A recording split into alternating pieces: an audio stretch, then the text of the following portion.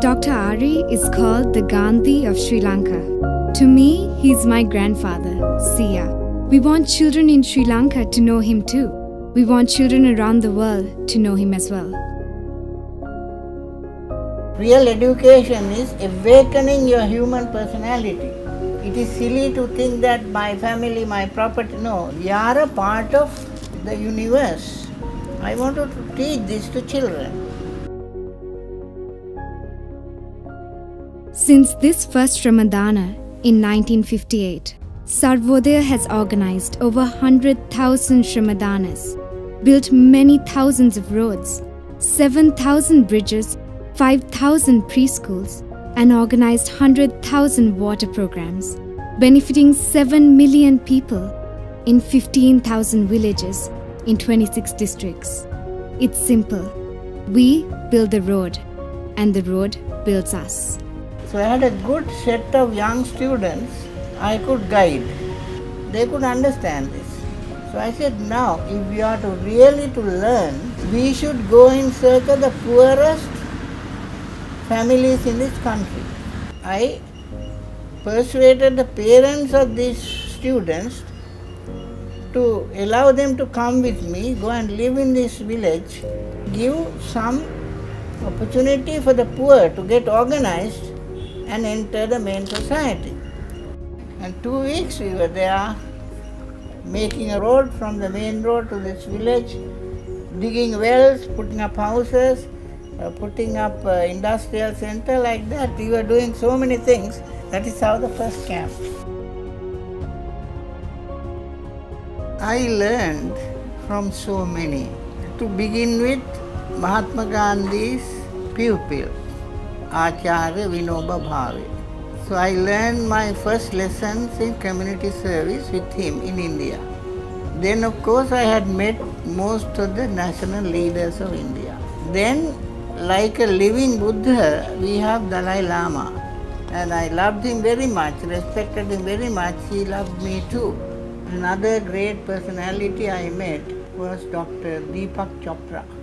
He invited me to his center in the United States. And here in this, we have the President of India, Abdul Kalam. He visited this house and our center. So, and Mrs. Clinton was the one who invited us to visit the White House. She was a very nice lady. For Sarvodaya's 60th anniversary, it was great to have the opportunity to meet with so many of these world leaders who traveled all the way to Sri Lanka just to celebrate it with us.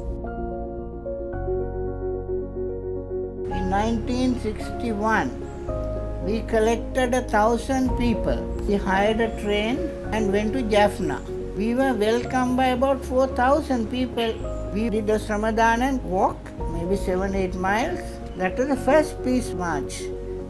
1983, there was big riots in this country. With groups of Sarvodaya people, I went everywhere. Don't be afraid. We can solve all our problems non-violence. Peace conferences, peace walks, 100,000 nearly. People assembled for a peace meditation. It was not easy. We had love for everybody through non-violence. So many peace marches we did. And Anuradhapura was the biggest one where nearly 1 million people participated. During the 30 years, Sarvodaya joined hands together with communities and organized over 100,000 peace marches. Today, the war is over. Our country has been at peace since 2009. We are so blessed to live in peace once again. Sarvodaya, they organized a Shramadana camp back in, I think, 2018. And one thing I realized was that they didn't have a proper knowledge of English. They had phones, washing machines, to everything, but they didn't have the simple knowledge of English. That's when I came up with the idea with my cousins and friends to start off Youth First. English, being an international language, is the key to being a part of the modern world. We may be thorough with our English, but there are so many children out there who have no basic knowledge of their ABCs. We must be considerate. Those books weren't only written for us. Yes, so what we do is we go and teach children English, and we also make libraries for them so that they can make the knowledge of English even better. The Youth Force project is at the foot of our largest rainforest. It's so beautiful there, with colorful birds, flowers, animals, and big trees. It's the most biodiverse in all of Sri Lanka. We will collect seeds from these big trees to plant in Colombo to protect us from climate change, landslides, and beach erosion. Very good, very good. That is how I too started now. Sia, tell us a bit about the cooperative movement that you started when you were 14 years old. When I come to the main road from home on my push bicycle, there was a lady asked me for 25 cents. So every week I used to give her 25 cents. So one day when I was going on the coast, I saw her making coir yarn.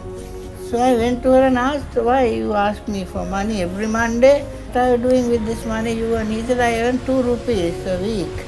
So from 2 rupees this woman gets, those people get 20 rupees profit. So I started, while teaching, I started the cooperative society for those women who are doing coir yarn. That's how I started. Dr. Ari's message is always the same. By awakening one person, it awakens a whole family, then an entire community, and then one day, even the world. We want all young people to awaken to their potential.